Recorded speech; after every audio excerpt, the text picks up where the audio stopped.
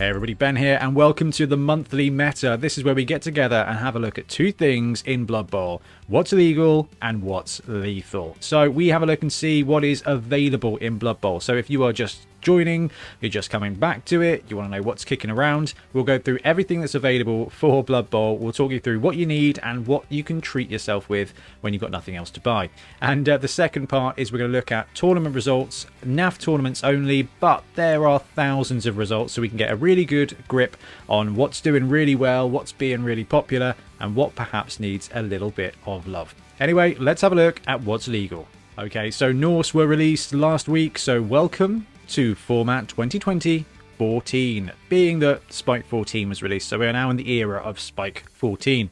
So things that are legal, we've got the Blood Bowl 2020 rulebook. You are going to need that because it's got the rosters for, 21 teams and all the rules for 20 star players. It's the ultimate starting point. Now, if you have the Dungeon Bowl book, you will have almost all of the Blood Bowl rules. There are a few skills missing that aren't present in Dungeon Bowl that are present in the 2020 rulebook, and obviously all of the teams in the 2020 rulebook as well, so you'll need it for that. That said, I know a Blood Bowl channel where you can go and basically find out everything you need to know, so if you don't have the rulebook, you're going to be fine, but if you want to get something so you've got everything together, that is your best angle. And now we come to the expansions. We come to the Spike magazines. Now, if you're familiar with wargaming of old, this is kind of like the army book, kind of like the codex, but there's not a lot of rules really for Blood Bowl. You need the team roster, you need team special rules if they've got them, like necromancers and things like that, and you need the star player rules. That's it. And again, I know a place you can get those, but they are awesome fun. I've loved every one of the Spike magazines that have come out in this edition. There's a ton of fluff and story, and they're just really good, and they're actually quite cheap. It's nice to just sort of chill out and read a Spike magazine.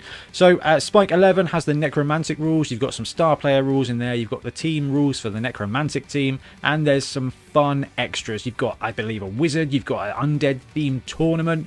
Spike 11 is the pinnacle of Spike so far. Then with Spike 12, you don't need it. If you've got the core rules, you don't need it at all. But if you're a Black Orc player or a necromantic or a nobility player, it's got a ton of like background bits and pieces for your team as well. So definitely do not need that one at all for anything rules wise, but it's a fun read. Now, Spike 13 has got the rules for Khorne, and I've put an Acorn in there because Acorn basically became canon at that point, having only previously been released as a little card. That is actually how Games Workshop are doing things now, so Acorn is legal. Now, if you are thinking of running the Khorne team, you're going to need that book. Heck of a team, and there's a bunch of star players in there as well, including one whose rules are not available separately, which is Grashnak Blackhoof, because we are still waiting for the model for him. But we've got Max Spleen Ripper, the chainsaw dude, we've got Scylla, and basically a ton of chaos stuff in there, which is really good fun. Now, Spike 14 has just been released, which is for the Norse, okay, and in there you will get the star player rules for the three new dudes: Skrog Snowpelt, Thorson Stoutmead, and Ivar Eriksson. Nailed it. It's a pretty good Spike. There's some bits of fluff in there. Needs more giants in my opinion. No inducements for the Norse team, so no Norse wizard or anything like that. But there is a Norse League and Norse pitch rule, so it's still pretty good. And obviously he's got all the updated rules for the Norse team, which has been a pretty big splash. Then on top of that, we've got the Teams of Legend PDF from Games Workshop. Now I will link that in below just for ease. There's down to 5 Teams of Legend now. We've got High Elves, we've got Chaos Dwarves, we've got Tomb Kings, Vampires, and another team. Amazons. Oh yeah, of course. Forgot about Amazons. I don't know. Amazons. Right, so there's 5 teams left for Games Workshop to go through and essentially update and import into Blood Bowl 2020. But you can still use them right now, so if you've got a Team of Legend, or you've picked up one of the cool 3D printed or third-party teams out there, then you can run them, or you can convert your own. For more conversion and nightmare like that, please see one of our other podcasts, because we talk pretty heavily about the dangers of buying a third-party Team of Legend team, and we've seen it with the Norse team. The rosters are liable to change when Games Workshop gets round to them, and it's not a very big window of time. They can just be like, boom, hello, here's Norse, and then 4 weeks later, some of your models may be a little bit out of date, so definitely one to be aware of. However, talking about things that are out of date, there is a Slann team Now, the NAF are a player association for Blood Bowl, basically. They do a great job collating loads of results for games, and therefore I love them to bits. But there was also a selection of teams that the NAF recommended to be used in 2020 that were not canon, essentially.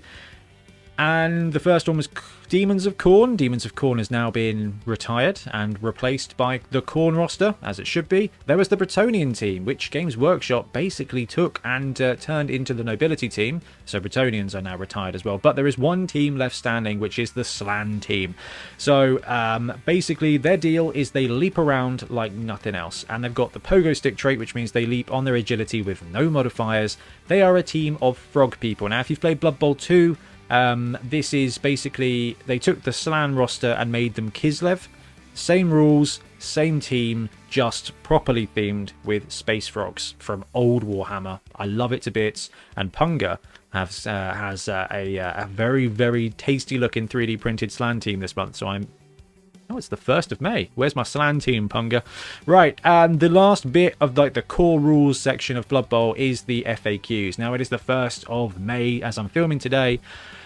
So we're due an FAQ in probably about 4 weeks. Games Workshop tend to drop them at the end of the month. So anytime now, we will hopefully have some brilliant answers to stuff that we asked about 6 months ago.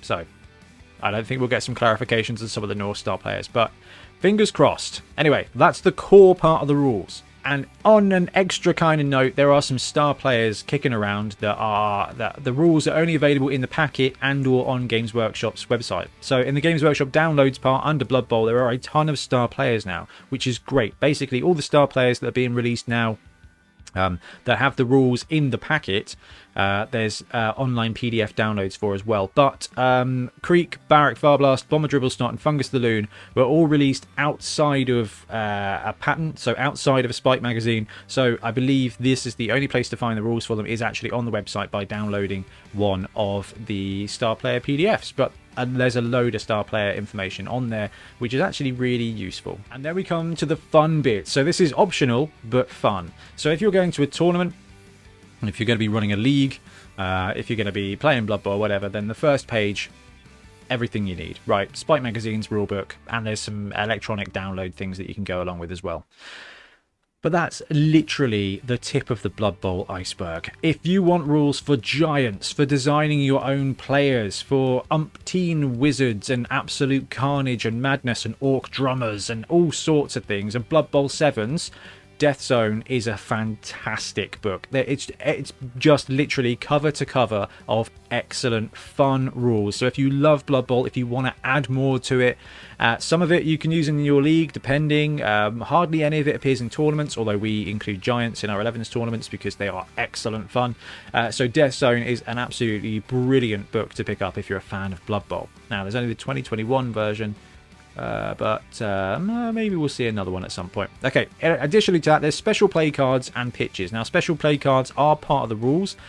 Tournaments tend not to use them because they're a bit complicated. Leagues, they're frequent in leagues. They are an actual inducement, so you can buy them. Your league may ban them. Your league may encourage them. I've known a lot of leagues that sort of say every game you get a special play card just to increase the kind of carnage. Now, they are swingy. You can pay X 100k for a special play card, and one of them will be like kill a player, and your card might be stun a player. They're pretty swingy, and they may have very little impact on your team, but they're good fun. And the same with the pitches rules. Games Workshop has produced a bunch of cool pitches, and the corn pitch, and they've all got cool special rules to them. The special rules will definitely warp your game. So the Norse one, the most recent one, pretty cool, but it will definitely change up how you play. But that's what it is. It's more ways to play, and more Blood Bowl is more better. So special cards and pitches are definitely kicking around for you to add to your game, but they are essentially optional. White Dwarf 466 referee rules actually did appear in the 2021 Almanac, I believe, but that's available for you to go and buy a digital copy of the White Dwarf. Or watch our video. We did a Theory Thursday on how the referees work, because it's actually really cool. The box set comes with two referees, two plastic referees, and there were no rules on how to use them. Now you can. Spoiler alert, they move randomly around in between both players' turns. So when everyone's had turn 1, they move around. When everyone's had turn 2, they move around. And you can like deck them off the pitch to be able to foul more. It's pretty cool. It will slow down the game, but it is good fun to add extra bits. And then there's Dungeon Bowl. So I am on Dungeon Bowl heat at the moment. We've got a Dungeon Bowl tournament coming up this Saturday. We've been sold out for ages. We could only fit 40-something players in. We've got mats printed. And Dungeon Bowl is awesome. The Dungeon Bowl box set, if you can get your hands on it, it's got 2 teams in there. You've got the College of Fire and the College of Shadow, but the book has 8 teams, 8 different wizard colleges, and each of those teams has got players from multiple teams in. So it is absolute carnage. There's a ton of fun to be had in there, and Dungeon Bowl is just one of the best things to play. It's different from Blood Bowl because it's up to 1 touchdown, and it can be really fast, it can be really slow, it can be really grindy, but every Dungeon Bowl game is an absolute story, and I love it a bit. And we will be kicking off the Bonehead Championship, the Bonehead Dungeon Bowl Championship, in our next series very, very shortly as well. So Dungeon Bowl, excellent add-on. And then there's the 2021 Almanac, which was basically just a combination of the Spikes and the White Dwarf rules with, I don't think, a huge amount else. I did get a copy of it, but there wasn't much in there, so I kind of just glanced over it. That is the bulk of the optional but fun rules. Now, as we kind of move forward, there were some adjustments to the game in the November FAQ. So some meta adjustments, basically. So a few things just to cover over. This is pretty important to know. The FAQs drop in November and May. Now, up until the last one, not a lot has changed. They just clarified a few things, nerfed a few rules unexpectedly, but it's been basically fine. The November one actually adjusted 2 star player costs. Morg went up by 40k and Hackflem went up by 30k. So those are the rules for those star players now. And there were tier adjustments to some of the teams too. Now, if you're playing League, tier probably means nothing. There are some leagues out there that give tier 2 a starting SPP's tithe or an extra bit of cash, and the same for tier 3, but it's mostly for competitive Blood Bowl, for constructed tournament Blood Bowl. Underworld and High Elves went up a tier to tier 1, and OWA Humans and Orcs went down a tier to tier 2. Now, like I said, League, not going to make a huge amount of difference most of the time. And then tournaments will make a little bit of difference, basically taking a skill away from Underworld and High Elves and adding a skill to OWA Humans and Orcs is roughly how it works. Every tournament is different. Every tournament is different, and that's part of the wonderful thing about Blood Bowl.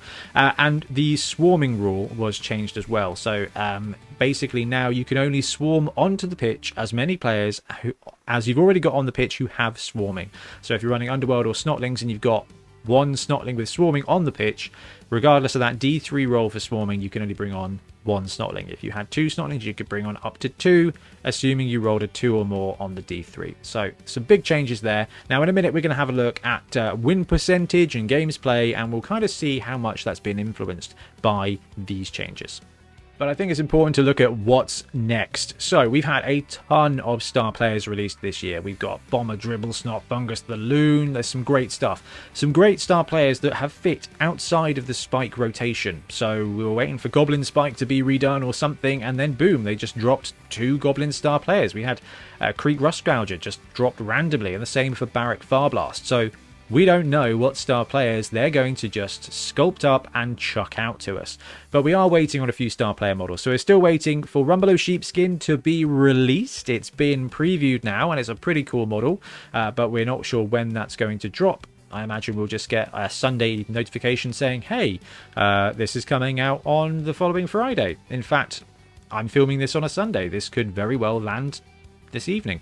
Then we got Bryce the Slice, who is the ghostly chainsaw player from the Necromantic Spike, and Grashnak Blackhoof, just the most monstrous of star players released in Spike 13. We've not seen the models for those guys, so at some point we're going to see the minis for them. And then probably most importantly for you Blood Bowlers out there, especially if you've got your eye on the competitive or constructed scene, will be the May FAQ. Now, I'm not even going to start listing the rules that we need FAQs for. I am very aware that there's going to be some unanswered bits too, but that's where the Blood Bowl community is so good at getting together and kind of saying, how do you think the most logical way to do this is? So the May FAQ, when it drops, we'll do what we always do. We'll go through it and see what the impact is. However, I think it's time to wrap up what's legal and move on to what's lethal. And in the What's Lethal segment, what we're going to do is we're going to have a look at some of the highlights when it comes to teams that are doing well and teams that are not doing well. And then we're going to have a look at the stack of information that we've got. So we're going to look at the teams ranked by win percentage and then by games played to give us an idea of what's likely to be seen and what's likely to be mean. So let's start with no surprise to anybody. Underworld are still top of the tray. Okay, so undisputed champs are still Underworld. I've done my graphic wrong, so forgive me for that. They have, however, dropped a win percentage, and this is actually quite huge because I think they were sitting up at 65, 68% before the tier adjustment, before the hack phlegm adjustment, and before the swarming adjustment. So slowly over time they are falling into line. They've dropped another percentage point down to 61. So the gap is closing, but that does still definitely land them as the #1 team in constructed Blood Bowl, which is, I still think, really awesome because they were a bit of a tier 2 garbage team in the old edition, and they had the tweak at the end of 2016 to just basically change up their roster, introduce Snotlings, and introduce the Gutter Runner. 2020, they got the Rat Ogre, and they got Hack Phlegm, and then they got real good. And talking of real good, the the legendary legend team here. So teams of legend, there are only 5 left. And High Elves are absolutely knocking it out of the park. They are the best team of legend team with 58% win rate, which is very impressive. So we've seen a lot of success with High Elves over the last few months. They were so successful, they also got a tier adjustment up to tier 1. Now, we'll have a look at a second and see if that's impacted much. But actually, they've stayed at 58%, so they may have played less games, and there's quite a few less games, but High Elves are a very popular team. They are an expensive team, and they are difficult to get hold of. We're seeing a load of third parties now bring out High Elf team. In fact, I've got my Banath High Elf team here. We saw the Ware Games one drop, and we've seen a ton of great conversions as well. High Elves are a potent team, but they are sitting in the Legends category, which means they are liable for a bit of a reshuffle when and if Games Workshop update them. And Snotlings have risen to the top of the Stunty Cup. It was Ogres. Ogres were absolutely knocking it out of the park with a beautiful win rate of 50%. However, Snotlings have risen up and taken that throne. So Snotlings have actually gone up in 2% win percentage over the last period of time, and are winning 49% of their matches. Now, this is really interesting. We saw an adjustment to swarming, heavily impacts this team. We saw an adjustment to hack phlegm, which heavily impacts this team in a lot of ways. However, it's not stopped them somehow, stunty-wise. Snotlings have just absolutely knocked it out of the park. Now, I love Snotlings. I went 2-1-1 with them at a tournament. I got to play top table and got absolutely ruffle stomped by Morg, by a Morg Hack Phlegm Chaos Dwarf build, piloted by one of the most terrifying Blood Bowl players, Wayne. Elite talent. And Snotlings were fantastic. They are still fantastic. Hack Phlegm going up 30k is the only real thing that's impacted them. You're always going to have a few swarming dudes on the pitch. Love it. Now, before we go and take a deep dive into the rankings of the teams, the amount of games they've played and how successful they've been, the information that we're using is from a really great Tableau built by Mike Davies, where he gets all of the NAF sanctioned game data, puts it in to basically provide this kind of output. I put the link in below. It is a very solid piece of work. I'm very grateful. Now, the last time it was updated was the 9th of April, so we're going to use that version, but that does mean that at some point it'll update with the last month's worth of games, and obviously we'll update ours when they update theirs. Okay, so now we move on to the good stuff. I love this bit, the statistical analysis of constructed Blood Bowl. So what we're going to do now is we're going to have a look at the teams, have a look at basically their win percentage and how they've improved over the last period. Now, when I say the last period, this is between now and I think March, which is when we did the power rankings. So let's have a look at the bottom 9 now. We're looking through 21 through 29. And at the bottom, Goblins have risen up 1%. Up to a win rate of 39%. Now, thinking that 50% is in the middle, Goblins are still not getting there, but it is nice to see that they are at least a little bit on the climb. They were stuck down at 35%, so they're winning a little bit more. Now, Chaos have dropped here. They've dropped down to this second spot. 1% lost, winning 44% of their games. Black Orcs have swapped places with them. Basically, they've jumped up 1% to a win percent of 44. Now, we will rank these teams based on win percentage and games played put together, basically. So if two teams are at 50%, but one team's played more games, that team gets the edge on the other team. Old World Alliance have stayed place.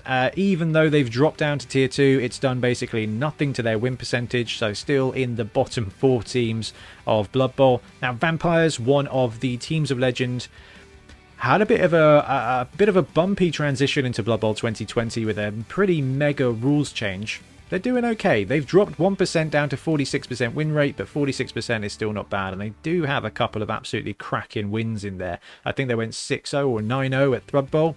Absolutely huge moment. Nurgle have snuck up one space, 46%, and again, basically they're staying put with their win percentage, but just holding steady. Ogres have dropped 2%, so Ogres have dropped 2 places down to 23, and 1 win percent down at 47%. Now, Ogres were sticking there at 50% when we last looked. I think they were winning the stunty leagues, but actually Snotlings have snuck in there. Khorne have gone up 1 spot. Now, the way that the Khorne data has now been split between old Demons of Khorne and new Khorne, so we are starting to get a better picture of where the Khorne roster deserves to be. And Halflings have dropped down to 21 at 48% win rate. So let's look at the middle of the table now. We got Humans and Imperial Nobility both dropping a spot. 20 place for Humans and 19 for Imperial Nobility. 49% for the Nobles and 48% win rate for Humans. Now, with the Humans decline to tier 1 from to tier 2 from tier 1, we were expecting a bit of a bump in that, and I think I actually predicted that they would be doing better. But they've actually dropped a spot. And so has Nobility. Now, there's 4 teams there that have dropped a spot because Snotlings have actually jumped up 4 places. I think I put... they've dropped up 4 places to 18th spot. 2% win rate increase to 49%. Just behind my favourite team, Skaven, who are sitting middle of the table at 17 with 49% win rate. So actually, all those people out there who said Skaven were overpowered, they're not even a top 10 team at the moment, which is pretty important. I think that's because, Underworld and stuff. Lizards have dropped 3 spots down to 16 and have actually dropped a win percentage down to 49%. Chaos Renegades were pretty high, took a bit of a drop, but are climbing their way back up. So they're now middle of the table, 15th place at 50%. Necromantic 14th spot at 50% win rate as well. Dark Elves have dropped a spot down to 13 but are still sitting above the curve at 51%. Now, Norse, they've got the little asterisks because they were a team of legend. They are now a real team, so we're going to kind of be able to track how their win rate goes now with the new edition of Norse. They were where were they? They were pretty low. They jumped up to 12th spot with a 51% win rate. Now, this data is all taken from before the new Norse team. So Old Norse climbed up 3 spot. Let's see if New Norse can maintain it. And then just outside of the top 10 with the tier change and no change to their percentage, which is 51%, is Orcs. And now we've got the top 10 constructed teams in Blood Bowl. Undead dropped 2 spots down to 10 and a win percentage down to 51%. Slann taking a sneaky climb up there. So Slann, the completely unofficial team that everybody loves because Space Frogs, up 1 spot to 9th. 52% win rate. Elven Union also climbing up 1 spot there, 52% win rate as well. Wood Elves took a jump in the last session and have now dropped back down, so they are in 7th place at 52%. Now, they jumped up to 54% win rate previously. They've dropped down now 2 spots. Amazons have climbed up 1 spot there into 6th with 53%. Also at 53% is the Dwarf team. So Dwarves at number 5. Then we've got Tomb Kings, who have popped up 2 spots into the top 4. So 4th spot is Tomb Kings, another team of legend here, up 1 win percentage as well at 54%. That's really interesting because nothing has come in and affected Wood Elves. There's no new star players for Sylvanian Spotlight. They've not had a tier adjustment. That is just down to good quality play from the Tomb King coaches. So nicely done. Chaos Dwarves, another team of legends, sitting there at 54%, still in 3rd position, and the top 2 have remained unchanged. 58% win rate for High Elves and 61% win rate for Underworld. I think they actually dropped a percentage of win rate there, but it doesn't really matter. So your top 10 teams here. Top spot is Underworld. Then we got High Elf, Chaos Dwarf, Tomb Kings, Amazon. So that's 4 teams of Legend in the top 10. In fact, that's 3 in the top 5, and then Slann. So of the teams you can go to Games Workshop and buy right now, only 5 of them are in the top 10. So I would imagine that we will see changes to High Elves, Chaos Dwarf, Tomb Kings, and Amazons when they go through the Games Workshop mill.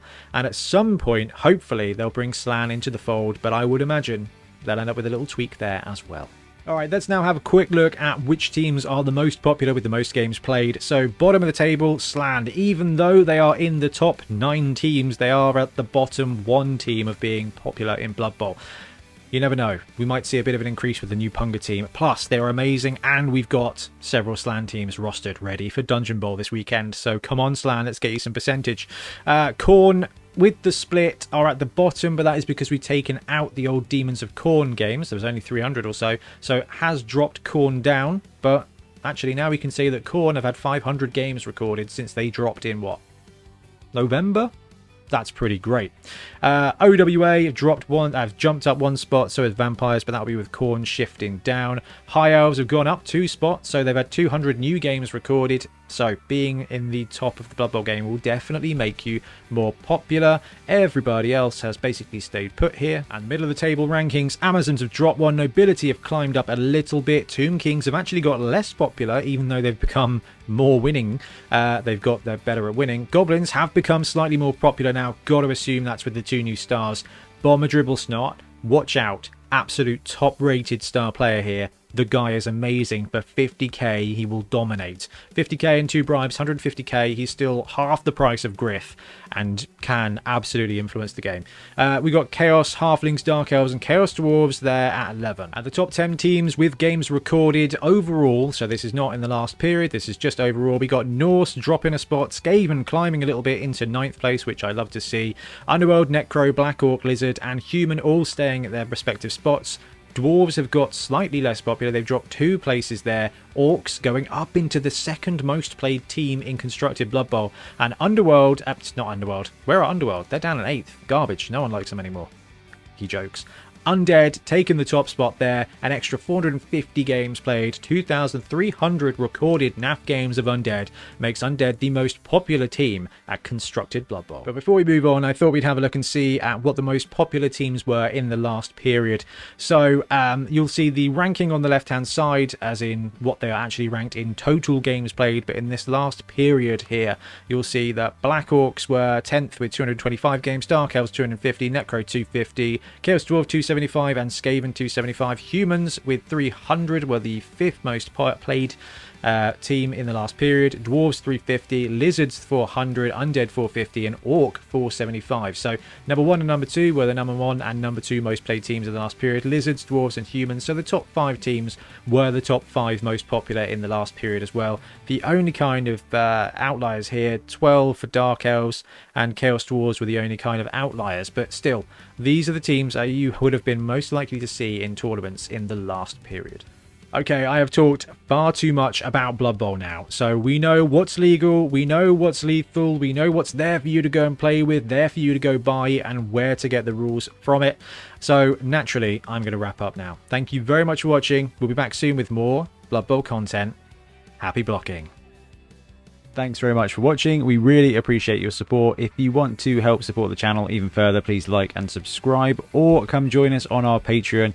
We have early access to content, we get loads of feedback from you guys, and we try and do competitions as much as we can. Or you can get yourself some Bonehead podcast merch on our Spreadshirt site. So if you want to support a team, especially for the Bonehead Championship, you can pick up a shirt, a mug, things like that. It all helps support the channel, and we really appreciate it.